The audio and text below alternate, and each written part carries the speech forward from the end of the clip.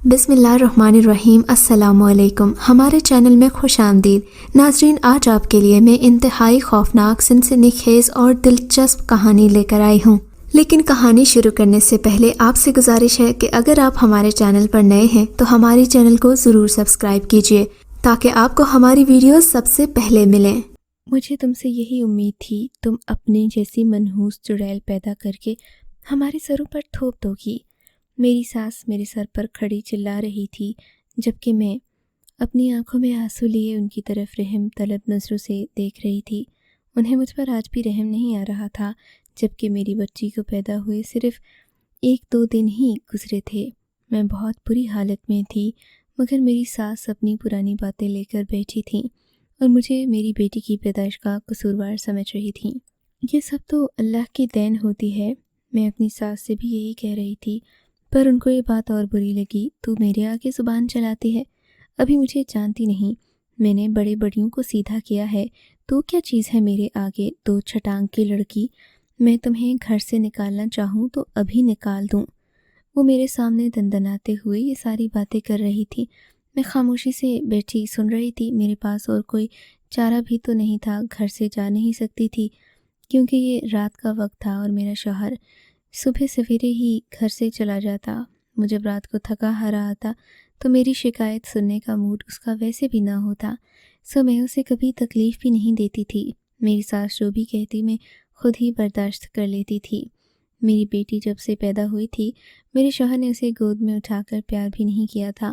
वो बस आते, मेरी बेटी की तरफ देखते और वापस चले जाते। ये रवैया मुझे बहुत तकलीफ़ देता था। मैं अपनी बेटी जहेज़ में तो लेकर नहीं आई थी, ये अल्लाह की मर्ज़ी से और मेरे शौहर ही की औलाद थी जो पैदा हुई थी, मगर मेरी सास को इन चीज़ों पर कोई तरस रहम नहीं आता था। मैंने भी सोच लिया कि मैं अपनी बेटी को बर्बाद नहीं होने दूंगी, मगर ये सोच ही रही। मैं अपने कमरे में सुबह सुबह ही आराम कर रही थी जब मेरी सास की आवाज़ मुझे सुनाई दी। मैंने देखा वो किसी आदमी से बात कर रही थी जो बाहर वाले कमरे में बैठा था। मैंने चुप कर सुनने की कोशिश की थी, मगर ये जानकर मेरी हैरत की इंतहा न रही कि कमरे को बाहर से ताला लगा दिया गया था। मुझे बुरा भी लगा कि मेरी सास को क्या मुझ पर एतबार नहीं जो बाहर से दरवाजे को ताला लगा दिया। पहले तो मैंने दरवाज़ा बजाने की कोशिश की, जब नहीं खुला तो खिड़की के पास खड़ी हो गई। मेरी सास उस आदमी से हंस कर बातें कर रही थी, मगर न जाने बात क्या हो रही थी, मुझे पूरी बात सुनाई नहीं दी। उसके जाने के बाद भी सास ने दरवाज़ा खोलने की जहमत ना की तो मैं लगातार दरवाज़ा बजाने लगी। सास दौड़ी हुई दरवाजे के करीब आई, गुस्से से दरवाज़ा खोलकर मेरी तरफ कहर वाली नज़र से देखा और बोली, तुमसे सब्र नहीं होता? मैंने तुमसे कितनी बार कहा है कि जब कोई घर आया करे तो अंदर कमरे में बंद हो जाया करो। औरतों से तो तुम वैसे ही नहीं मिल सकती, तुम जैसी मनहूस लड़की से कोई मिलना पसंद नहीं करेगा। रही बात मर्दों की, तो मुझे तुम पर उस हवाले से भी भरोसा नहीं है। क्या पता तुम किसी को फांस लो, तुम्हारी तरबियत ही ऐसी हुई है। सास की ये बात सुनकर मुझे गुस्सा आ गया। आपको शर्म आनी चाहिए ये बात करते हुए। मेरे माँ बाप ने मेरी बहुत अच्छी तरबियत की है। ऐसा कभी नहीं होगा कि मैं किसी मर्द की वजह से यहाँ सामने आऊँ। मैं तो सिर्फ़ और सिर्फ ये देखने आई थी कि कौन आया है, कहीं घर में मेरी ज़रूरत तो नहीं। मैंने सास को ये बात की तो वो और गुस्सा हो गई, कहने लगी कि मैं खूब जानती हूँ जिस तरह की तुम मेरी मदद करना चाहती हो। खैर से मैंने सोच लिया था कि अब इस घर में मैं अपनी औकात या तो बनाऊंगी या ये घर छोड़कर ही चली जाऊंगी। शाम का वक्त हुआ तो मेरी सास के तेवर बदलने लगे। बोली कि आज मेरी बेटी आ रही है, तुम ज़रा उसके लिए अच्छा सा खाना बना दो। वो मेरे कमरे में आई, मुझे हिदायत देने लगी, मगर मैं खामोश रही। सुन रही हो ना मैं क्या कह रही हूँ, या कि मुझे तुम्हें लिखकर ऑर्डर देना पड़ेगा कि तुमको शाम को क्या बनाना है? अब जाओ और किचन में काम पर लग जाओ। मेरी बेटी बीमार थी, मैं उसके साथ लगी हुई थी। मैंने अपनी सास की बात नज़रअंदाज कर दी तो वो दोबारा आकर मेरे कान में ही तकरीबन चीख पड़ी थी। मैंने क्या कहा? तुम्हारी नंद आ रही है शाम को, अच्छा सा खाना बना लेना। कम से कम 3 से 4 खाने बने होने चाहिए। सास की बात सुनकर मुझे भी गुस्सा आ गया। माँ जी, मैं नहीं बना सकती, मेरी बच्ची बीमार है। मैं इसका इलाज करूँ या फिर आपकी बेटियों के खाने बनाऊँ?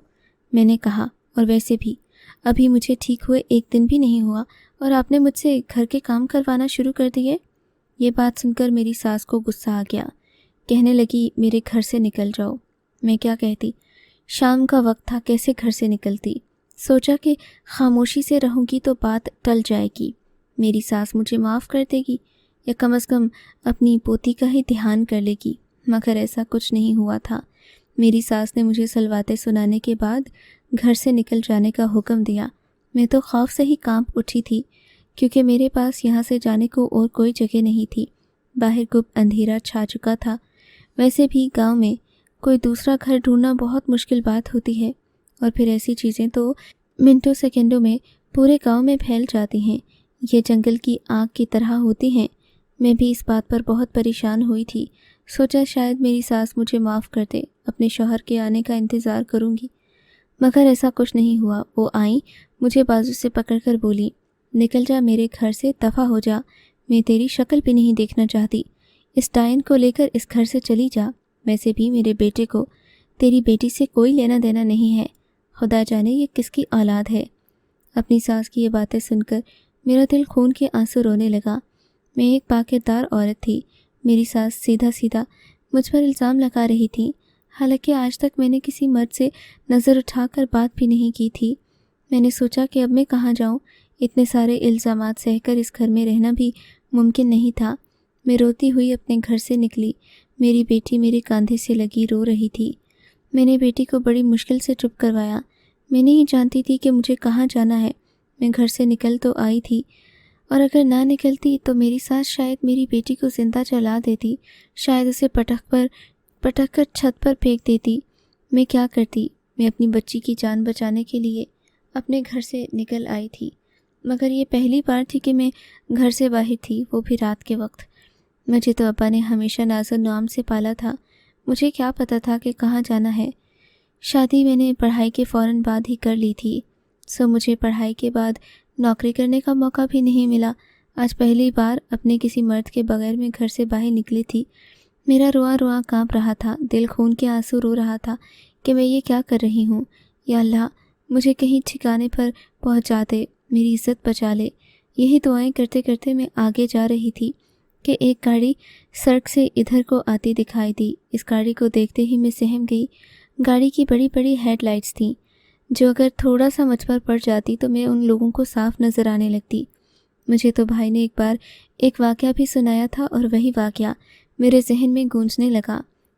بولا کہ میں ذمہ دار صاحب کے بیٹے کے ساتھ اس کی گاڑی میں جا رہا تھا، رات کا وقت تھا، گاؤں میں پورا سناٹا چھایا ہوا تھا۔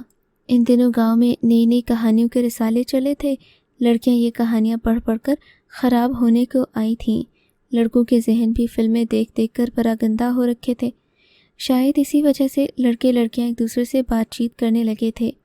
اس دن رات کو جب ہم لوگ کھیتوں سے گزرے، زمیندار صاحب کے بیٹے نے کھیتوں کا گشت کرنا تھا، مگر چونکہ وہ نیا نیا ولایت سے پڑھ کر آیا تھا، اس لیے وہ پیدل جانے کے بجائے اکیلا ہی زمینوں پر گاڑی میں نکلتا تھا۔ سب لوگ اس کا مذاق اڑاتے کہ گاڑی پر جا کر زمینیں کون دیکھتا ہے، مگر زمیندار صاحب کا بیٹا میرا دوست تھا، سو وہ اپنے ڈرائیور کو لے کر گاڑی سمیت ہی زمینیں دیکھنے نکل جاتا تھا۔ اس دن رات کو میں بھی اس کے ساتھ تھا۔ یہ چاندنی رات تھی، سب کچھ کھیتوں میں صاف نظر آ رہا تھا۔ چودھری کے بیٹے نے شوقیہ گاڑی کی لائٹس بھی بند کر رکھی تھیں، شاید وہ گاؤں کے ماحول کو محسوس کرنا چاہتا تھا، اس رات کی خوبصورتی کو دیکھنا چاہتا تھا جو چاندنی رات کی وجہ سے قائم تھی۔ ڈرائیور بڑے ہی دھیان سے گاڑی چلا رہا تھا۔ چودھری کا بیٹا مجھ سے باتیں کرتا باہر کے منظر سے محظوظ ہو رہا تھا کہ تبھی ڈرائیور کی نظر کھیت کے آخری کونے پر بیٹھے دو محبت کرنے والوں پر پڑی تھی، جو رات کے اس پہر میں ایک دوسرے سے مل کر باتیں کر رہے تھے۔ بس پھر کیا تھا، چودھری کے ڈرائیور کو شے مل گئی، اس نے گاڑی فوراً اسی طرف بھگائی اور جاتے ہی ہڑبڑی مچا دی۔ لڑکے لڑکی نے بھاگنے کی کوشش کی، مگر وہ تجربہ کار تھا، کہاں جاتے بیچارے، دونوں ہی سر جھکا کر کھڑے ہو گئے۔ لڑکی کا تو مانو خون نچڑ چکا تھا، وہ بہت برے حال میں لگ رہی تھی، اس کے چہرے سے خوف صاف ظاہر ہو رہا تھا، اس کی ٹانگیں کانپ رہی تھیں، آواز تھر تھرا رہی تھی۔ میں نے پوچھا، تم یہاں کیا کر رہی تھی؟ کہنے لگی، میں تو آذر سے بات کرنے آئی تھی، اسی نے مجھے کھیت میں بلایا تھا۔ آذر بھی بڑا ہی بے غیرت نکلا، بولا کہ یہ خود مجھ سے بات کرنا چاہتی تھی۔ سو میں اسے دیکھنے کھیت میں آ گیا۔ شریف لڑکیاں کب گھروں سے نکلتی ہیں؟ یہ دیکھ کر وہ لڑکی رونے لگی تھی۔ میں جان گیا کہ واقعی لڑکا بہلا پھسلا کر اسے یہاں تک لایا ہوگا، اور اب اپنی مردانگی کی توہین کر رہا ہے، ہمارے سامنے اپنی عزت سے مکر رہا ہے۔ حالانکہ لڑکے ہی ایسے کام کرتے ہیں، لڑکیاں بھلا کب کسی لڑکے کے حسن کو دیکھنے کے لیے گھر سے نکلتی ہیں؟ خیر سے میں نے تو اس لڑکی سے کہا کہ تم اس وقت گھر چلی جاؤ تو بہتر ہے، جبکہ چودھری کے ڈرائیور کی نیت کچھ اور ہی لگ رہی تھی۔ وہ لڑکے کو ڈرانے دھمکانے لگا، بولا کہ تم یہاں سے چلے جاؤ، لڑکی کو ہم دیکھ لیں گے۔ میں اس کی نیت سمجھ گیا تھا۔ خیر لڑکے کے جانے کے بعد چودھری کے ڈرائیور نے اس لڑکی سے چھیڑ چھاڑ شروع کر دی۔ میں یہ دیکھ کر حیران رہ گیا۔ شبیر خان، تم کو شرم نہیں آتی؟ جس لڑکی کی عزت بچانے کی خاطر تم اتنی دور سے آئے ہو، اسی کی عزت پر ہاتھ ڈال رہے ہو۔ ارے صاحب، آپ نہیں جانتے ایسی لڑکیاں عزت کے قابل نہیں ہوتیں۔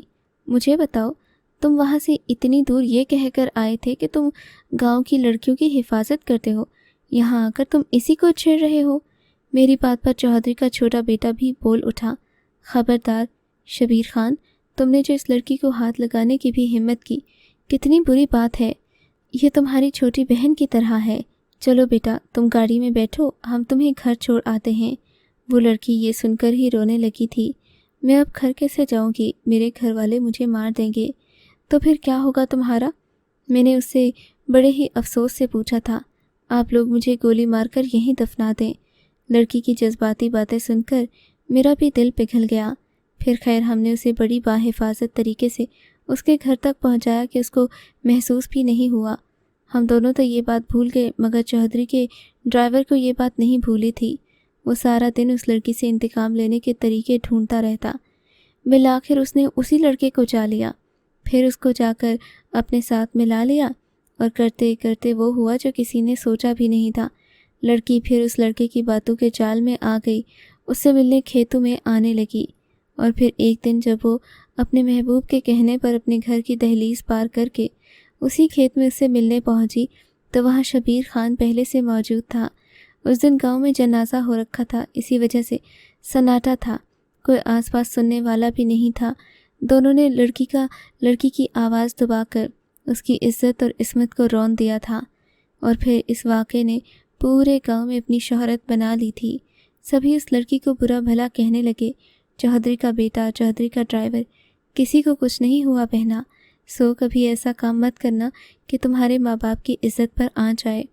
لڑکی ظالم ہو، مظلوم ہو، بدمعاش ہو یا پھر نہ ہو، لوگ ہمیشہ اسی پر الزام لگاتے ہیں، اور کبھی بھی کسی عورت کی بات پر یقین نہیں کیا جاتا۔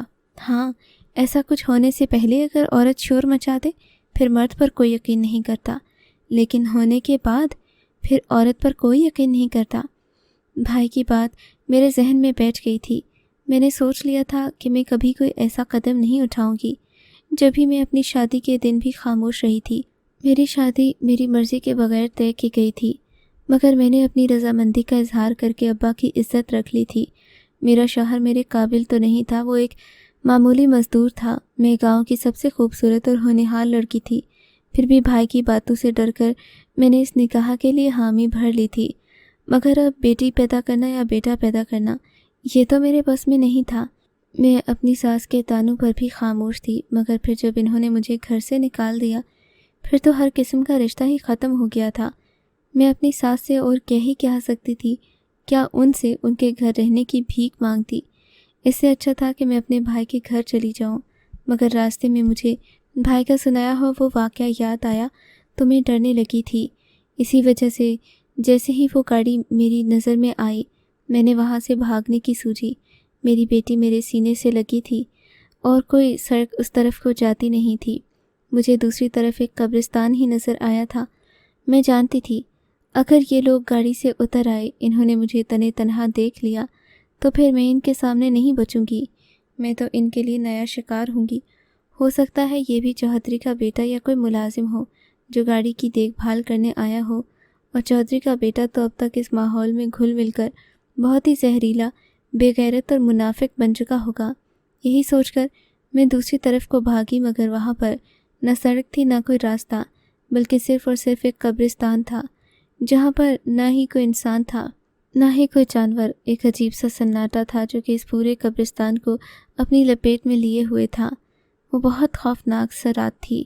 میں نے اپنی عزت بچانے کی خاطر قبرستان کی حدود پر قدم رکھ دیا، مگر میرا دل بہت گھبرا رہا تھا. قبرستان سے جڑی سبھی باتیں مجھے یاد آنے لگی تھیں.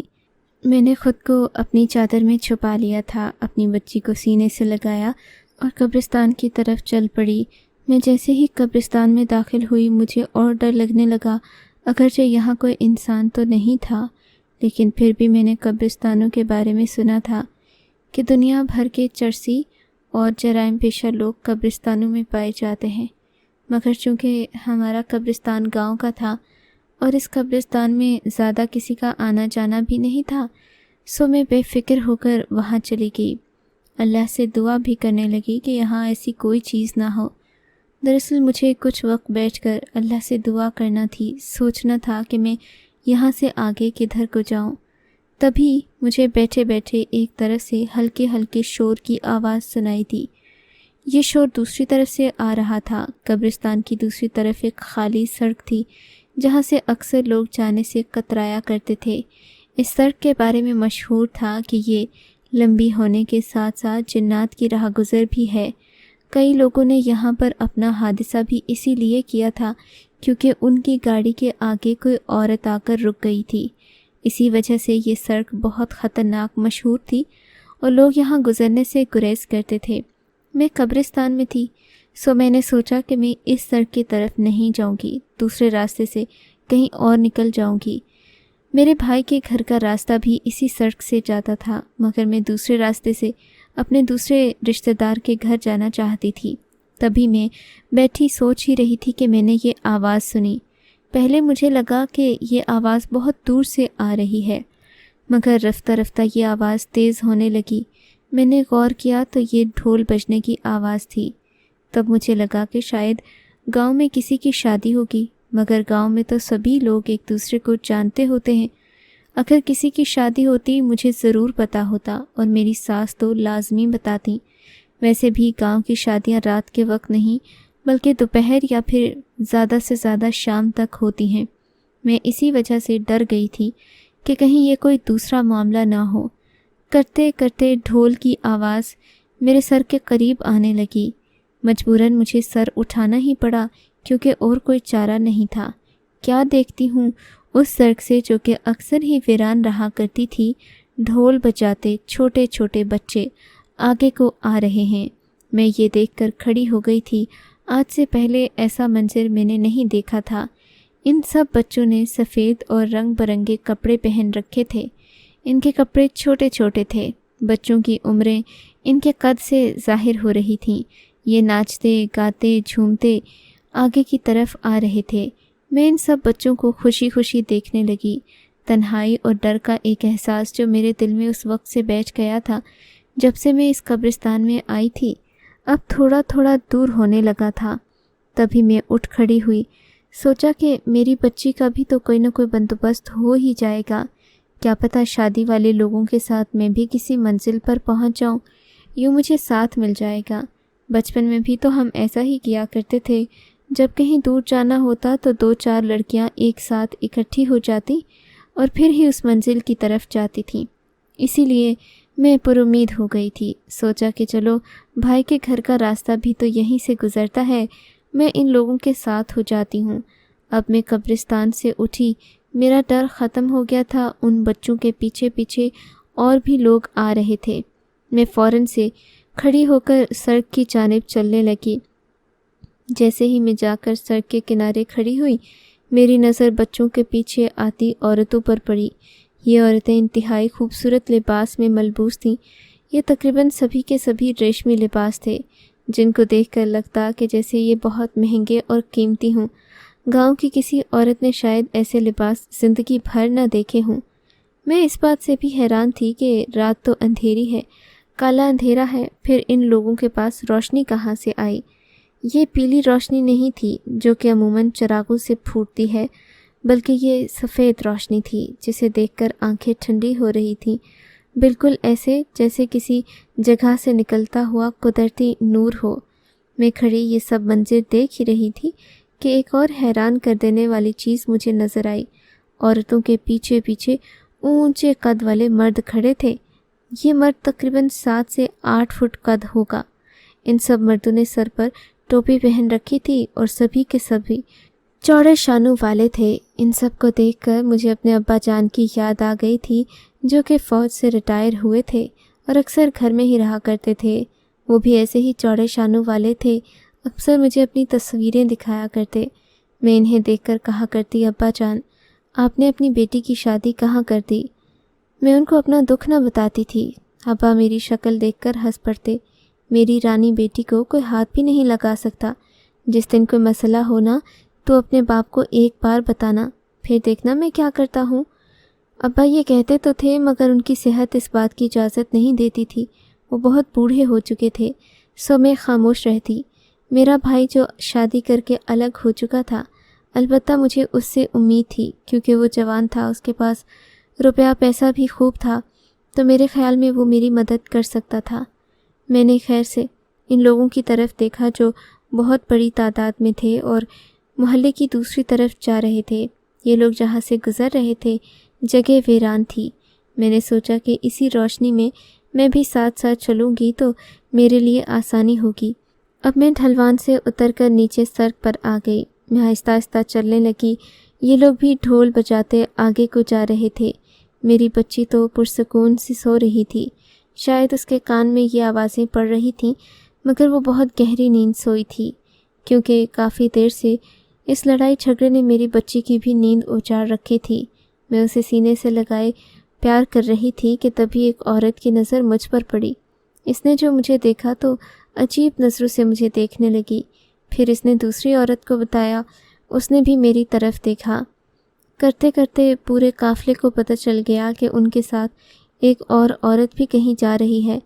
مجھے لگتا تھا کہ یہ لوگ مجھے کچھ نہ کہیں گے، کیونکہ میں مجبور لاچار غریب عورت تھی، اپنے بھائی کے گھر جا رہی تھی۔ میں تو ان کو نقصان پہنچانے کی غرض سے یا ان کی شادی کی رسمیں دیکھنے کی غرض سے ان کے ساتھ نہیں جا رہی تھی۔ خیر سے میں نے اپنا سر جھکا لیا۔ میں تمیز اور ادب سے یوں چلنے لگی جیسے کہ میں ان لوگوں کی وجہ سے نہیں جا رہی، بلکہ میرا کوئی اپنا کام ہے۔ یوں یہ قافلہ آگے کی طرف چل پڑا۔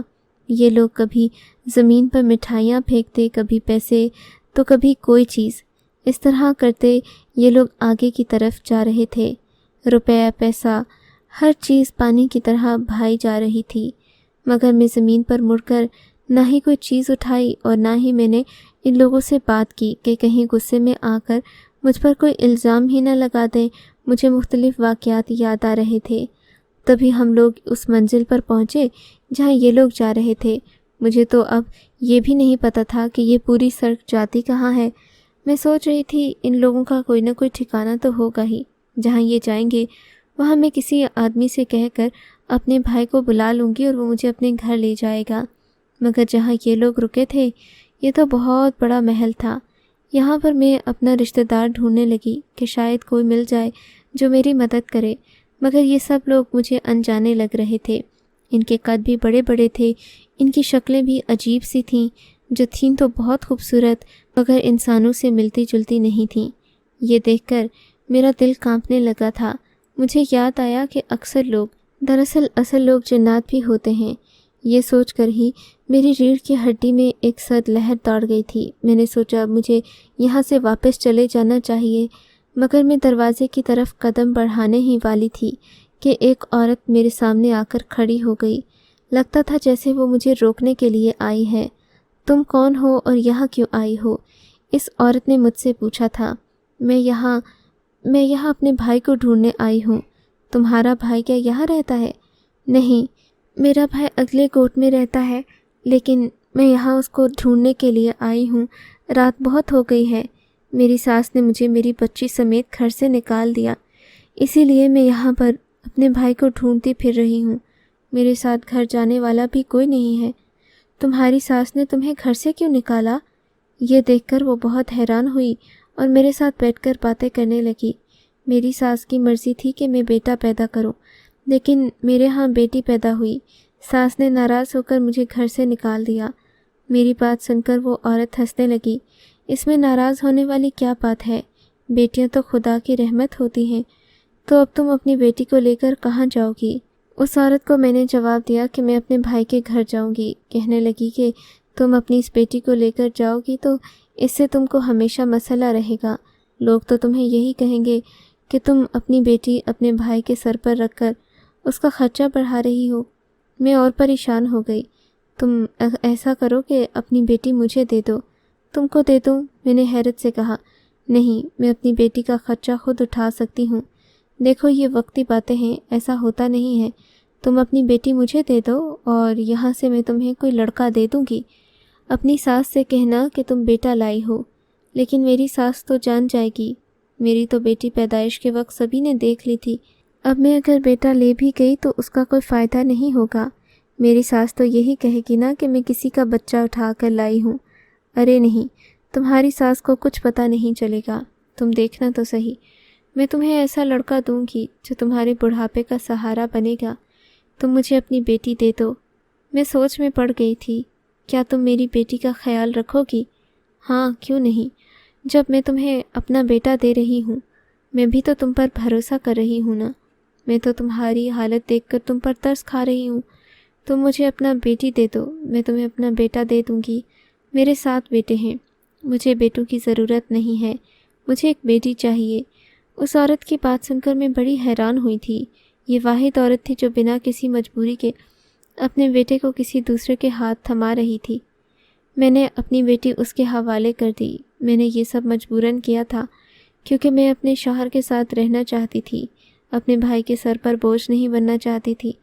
اگر میں یہاں رہتی بھی تو میرا شوہر مجھے یہی کہتا کہ تم نے کس کے سہارے میری بچی چھوڑ دی۔ سو میں نے اس عورت سے ایک لڑکا لینے کا وعدہ کر لیا، کہا کہ میں تم کو اپنی بیٹی دے دوں گی۔ اس عورت نے وہیں کھڑے کھڑے آواز لگائی۔ ایک چھوٹا بچہ بھاگتا ہوا باہر آ گیا۔ بیٹا، ان کے ساتھ جاؤ گے؟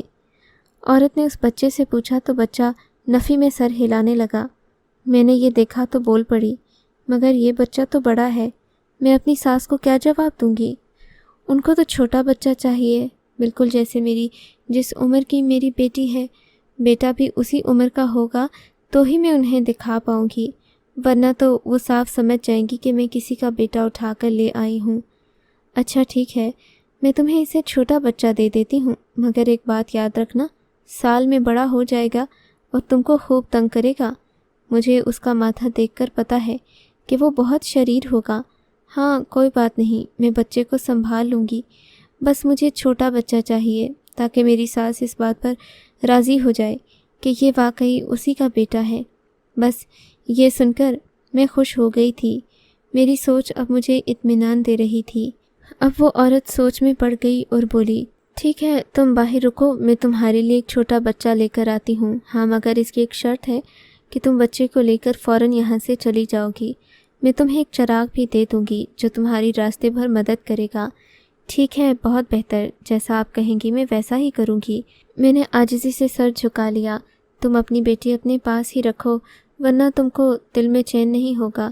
تم یہی سوچو گی کہ میں تمہاری بچی لے کر بھاگ گئی ہوں۔ اس عورت نے کہا اور ہنستی ہوئی کمرے سے اندر چلی گئی۔ میں بھی اس کے پیچھے پیچھے جانا چاہتی تھی، لیکن خاموشی سے باہر کھڑی ہو گئی۔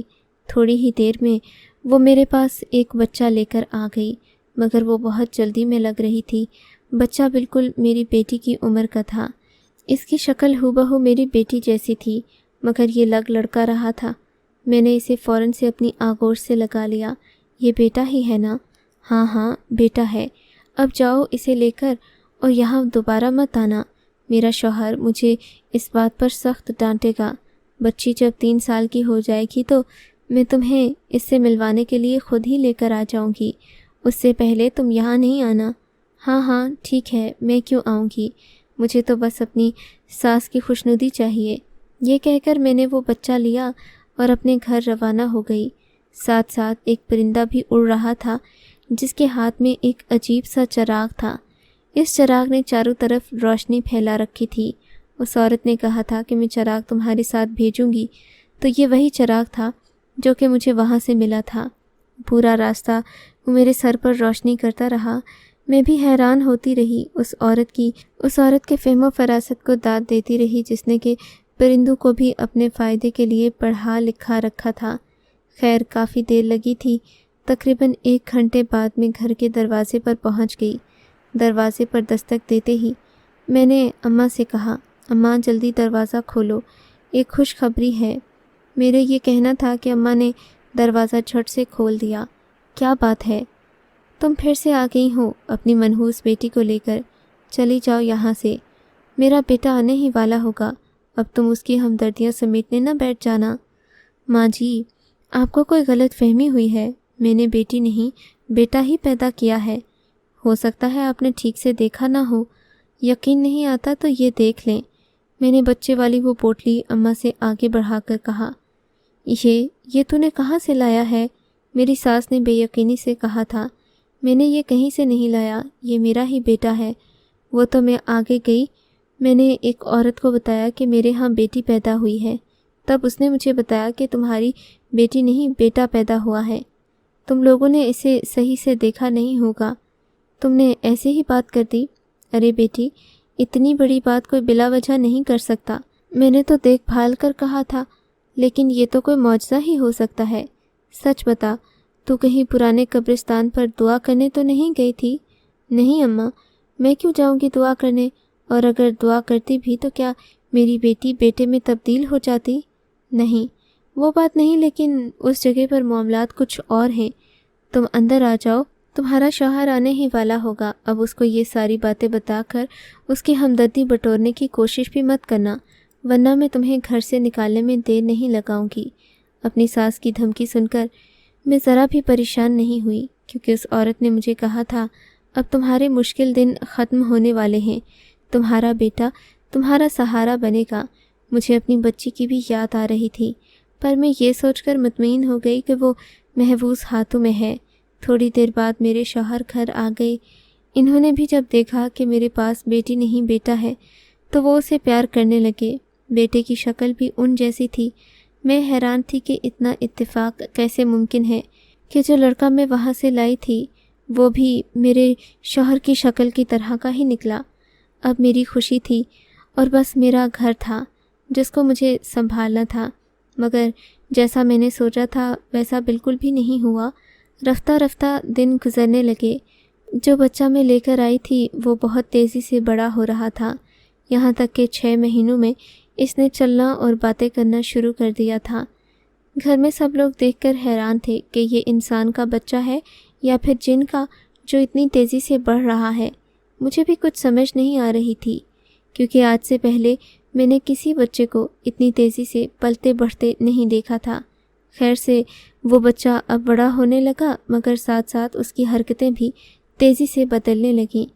ایک رات میں اپنے کمرے میں سو رہی تھی، جبکہ میرے شوہر بھی گھر سے باہر گئے ہوئے تھے۔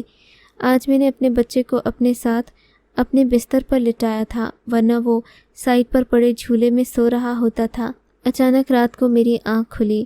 آج کمرے میں فل اندھیرا تھا، کیونکہ کمرے کی روشنی بھی بند ہو گئی تھی، شاید اس لیے کہ لائٹ نہیں تھی، ورنہ میں لیمپ چلا لیا کرتی تھی۔ آج مکمل اندھیرے کی وجہ سے کمرے میں مجھے ہلکی سی روشنی بھی تیز دکھائی دے رہی تھی۔ پھر جب میری نظر اپنے بیٹے پر پڑی تو میں حیران رہ گئی۔ میرے بیٹے کی آنکھیں سبز رنگ کی تھیں اور وہ خوب چمک رہی تھیں۔ اندھیرے میں ایسا لگ رہا تھا جیسے وہ کوئی انسان نہیں بلکہ بلی کا بچہ ہو، جس کی آنکھیں اتنی تیزی سے چمک رہی تھیں۔ یہ دیکھ کر میں ڈر گئی۔ جب میرے بچے کی نظر مجھ پر پڑی تو وہ مجھے دیکھ کر مسکرانے لگا، جیسے کہ وہ بھی میرے ڈر سے محظوظ ہو رہا ہو۔ میں نے اپنا منہ دوسری طرف کر لیا، تبھی اس نے اپنے ہاتھ سے مجھے اپنی طرف کھینچا تو میں حیران رہ گئی۔ میرے بچے کے ہاتھ میں کافی جان تھی، اسے دیکھ کر لگتا نہیں تھا کہ وہ بچہ ہے۔ اس کے ہاتھ موٹے تازے تھے اور ہاتھوں میں جان اتنی جیسے ایک آدمی کا ہاتھ ہو۔ میں بہت حیران ہوئی تھی، مگر میں چپ ہو گئی۔ بچہ تو بچہ ہوتا ہے۔ میں نے اسے ماتھے پر بوسہ دیا اور سونے کے لیے آنکھیں بند کر لیں، مگر مجھے نیند نہیں آ رہی تھی۔ یہ بچہ مجھے بہت مختلف لگ رہا تھا۔ آج تک میرے شوہر کو بھی نہیں پتہ تھا کہ بچہ ایسی حرکتیں کیوں کرتا ہے۔ کبھی کبھی وہ بیٹھے بیٹھے خوشی سے تالی بجانا شروع کر دیتا تھا، لیکن آج جو منظر میں نے دیکھا تھا وہ میری سمجھ سے باہر تھا۔ خیر سے میں نے سوچا کہ اگر میں بات بات پر شک کروں گی تو ایسا نہ ہو اللہ مجھ سے میرا بچہ ہی چھین لے۔ ویسے بھی اس کے بعد مجھے ایک اور اولاد ہوئی تھی جو کہ بیٹا ہی تھا، مگر میرا پہلا بیٹا میرے لیے بہت عزیز تھا، کیونکہ اس کی وجہ سے مجھے میرے شوہر نے گھر میں قبول کیا تھا، ورنہ تو شاید آج میں کسی سڑک یا فٹ پاتھ پر بیٹھی ہوتی۔ خیر سے میں نے اس بچے کی وجہ سے کافی کچھ سیکھا بھی تھا اور میری کافی مدد بھی ہو جاتی تھی۔ وہ اس قدر خوش قسمت تھا کہ اس کی وجہ سے میرے گھر کے سارے کام یوں ہوتے جیسے کسی نے چٹکی بجا کر دیے ہوں۔ میں اپنے بیٹے سے خوش اور مطمئن بھی تھی اور ڈرتی بھی تھی۔ تبھی ایک دن ایک ایسا واقعہ ہوا جس نے مجھے میرے بچے سے دور رہنے پر مجبور کر دیا۔ میرا پہلا بیٹا 3 سال کا ہو چکا تھا، چھوٹا بچہ 1 سال کا تھا۔ میں اب چھوٹے بچے کو اپنے پاس سلاتی، بڑے بچے کو جھولے میں رکھ دیتی۔ چھوٹا احمد مجھے بہت پریشان کرتا تھا۔ ایک دن میری ساس کہنے لگی، تم الٹا کام کرتی ہو، جو بچہ تمہیں تنگ کرتا ہے، ٹانگیں مارتا ہے، اس کو تم جھولے میں رکھو، اور جو پرسکون ہو کر سوتا ہے اسے اپنے پاس سلاؤ۔ میں نے کہا یہ بھی ٹھیک ہے، جب مجید چھوٹا تھا تو میں اس کو بھی ایک جھولے میں ہی سلاتی تھی، یہ پوری رات آرام سے سویا رہتا تھا۔ اب جب احمد کو ایک ہاتھ یا پیر کی بھی نوک لگ جائے تو وہ رونا شروع کر دیتا ہے۔ یوں میں نے اپنے چھوٹے بچے کو، احمد کو میں نے جھولے میں سلا دیا اور بڑے بچے مجید کو اپنے پاس لیٹنے کا کہا۔ اب وہ 3 سال کا ہو چکا تھا، آرام سکون سے سو جاتا، تنگ بھی نہیں کرتا تھا۔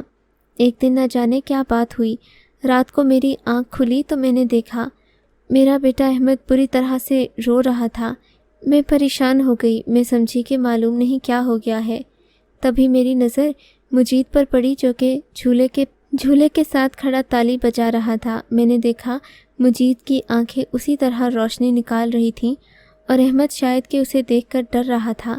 مجید کبھی تالی بجاتا، کبھی خوش ہوتا تو کبھی اپنی لال لال آنکھوں سے احمد کو ڈرانے لگتا۔ اب تو اس بات کی تصدیق ہو چکی تھی کہ مجید کوئی عام بچہ نہیں ہے، بلکہ اس میں کچھ اثرات ضرور ہیں۔ میں نے سوچا کہ میں مجید پر دم درود کرنے سے اچھا ہے کہ اسے مولوی صاحب کے پاس لے جاؤں۔ امام مسجد ہمارے محلے میں ہی رہتے تھے، وہ اسے دیکھیں گے تو مجھے اس کا حل بتا دیں گے۔ مجید کو لے کر میں شام کو امام مسجد کے پاس گئی۔ انہوں نے پہلے تو میرے بچے کو غور سے دیکھا، پھر جب مجھے بات بتائی تو اس نے میرے رونگٹے کھڑے کر دیے۔ بیٹی، یہ تمہارا بچہ نہیں ہے نا؟ مولوی صاحب کی بات سن کر میں نے سر جھکا لیا۔ جانتا ہوں بعض عورتیں مجبور ہو کر ایسا ہی کرتی ہیں، لیکن تم نے غلط کیا بیٹی۔ تمہاری بچی اب 3 سال کی ہو چکی ہے، ان لوگوں کے چنگل میں ہے جو اسے کبھی آزاد نہیں کریں گے۔ ہاں، مگر اس کا ایک طریقہ ہے کہ تم اس بچے کو واپس ان کی دنیا میں بھیج دو۔ کیا مطلب یہ بچی کہ یہ بیٹا تمہارا جنات کا بچہ ہے، تم اسے کبھی بھی اپنے پاس رکھ کر سکون سے نہیں رہ سکو گی۔ تمہیں اس سے فائدہ بھی تو بہت ہوگا، لیکن نقصان بھی ہوگا۔ اگر کبھی اسے کوئی بات ناگوار گزری تو یہ تمہارے چھوٹے بچے کی، حتیٰ کہ تمہاری بھی جان لے سکتا ہے۔ اس سے جتنی جلدی ہو سکے جان چھڑاؤ۔ حالانکہ میں تمہارا یا اس بچے کا علاج کروں گا تب بھی وہ اس بات پر برا منائے گا، تم کو نقصان پہنچانے کی کوشش کرے گا اور اپنی طاقت کا غلط استعمال کرے گا۔ علامہ صاحب کی بات سن کر میں تو خوف سے کانپ اٹھی تھی۔ میرے ذہن میں سارا وہ واقعہ چلنے لگا جب مجھے اس عورت نے میرا بچہ مجید میرے حوالے کیا تھا۔ میں تو بھول ہی گئی تھی۔ ڈر اور خوف کی وجہ سے میں نے نہ ہی اس عورت کے بارے میں کچھ پوچھا اور نہ ہی میں نے یہ بتایا کہ میں کون ہوں۔ بس اس نے مجھے اپنی ساری کہانی سن کر اپنا بچہ دے دیا اور میں اس سے بچہ لے کر آ گئی۔ میں نے اپنی بیٹی کا بھی نہیں سوچا۔ 2 وقت کی روٹی، شوہر اور پناہ گاہ کے لیے میں نے اپنی بچی بیچ دی۔ میں رونے لگی۔ فکر نہیں کرو بیٹا، تم اسے بھیج دو گی نا تو یہ واپس چلا جائے گا، وہ لوگ تمہاری بچی لوٹا دیں گے۔ تم ایک خط میں ان کو ساری معلومات لکھ کر بھیج دو۔ علامہ صاحب کے بتانے پر میں نے جنات کو مخاطب کر کے ایک خط لکھا اور پھر وہ خط اس بچے کے ہاتھ میں تھما کر ان کے سامنے ہی سورہ جن پڑھی۔ بچہ تھوڑی ہی دیر میں خوشی سے چیخنے لگا اور پھر وہ زمین سے یوں بلند ہوا جیسے کوئی پتنگ ہوا کے دوش پر اڑنے لگتی ہے۔ تھوڑی ہی دیر میں وہ غائب ہو گیا۔ علامہ صاحب مسکرا کر بولے، وہ جنات برے نہیں ہیں، تمہاری بچی چند دنوں میں تمہارے پاس پہنچا دیں گے، لیکن اگر یہ بچہ تمہارے پاس ہوتا تو تم ساری زندگی پریشان رہتی۔ مگر علامہ صاحب، جس عورت نے مجھ سے بچہ لیا تھا اس نے یہی کہا تھا کہ یہ اس کا بیٹا ہے۔ میں سمجھتا ہوں بیٹی، لیکن وہ لوگ نیک جنات ہیں، ایسا نہیں کریں گے۔ البتہ اگر ان کا بیٹا انسانی دنیا میں رہا تو ضرور کوئی حادثہ ہو جائے گا۔ یہ کہہ کر علامہ صاحب نے مجھے گھر بھیج دیا۔ 3 دن کے بعد میرے گھر کے دروازے پر دستک ہوئی۔ میری بیٹی باہر حیران پریشان کھڑی تھی۔ چھوٹی بچی تھی، شکل مجھ سے ملتی جلتی تھی۔ میں نے دیکھتے ہی پہچان لیا۔ جب اپنے شوہر کو بتایا تو وہ بھی خوشی سے اپنی آنکھوں میں آنسو بھر کر کہنے لگے، مجھے پتا ہوتا کہ ہمارا بچہ نہیں ہے تو میں اسے کب کا مار چکا ہوتا۔ سچ پوچھو اس نے کئی بار مجھے بھی ڈرایا ہے، لیکن اب خدا کا شکر کہ ہماری بیٹی ہمارے پاس آ گئی۔ میں اپنے شوہر کے رویے پر حیران تھی، جنہوں نے بیٹے کی ہی وجہ سے مجھے زندگی میں قبول کیا تھا اور اب اسی بیٹے کو ماننے کی باتیں کر رہے تھے۔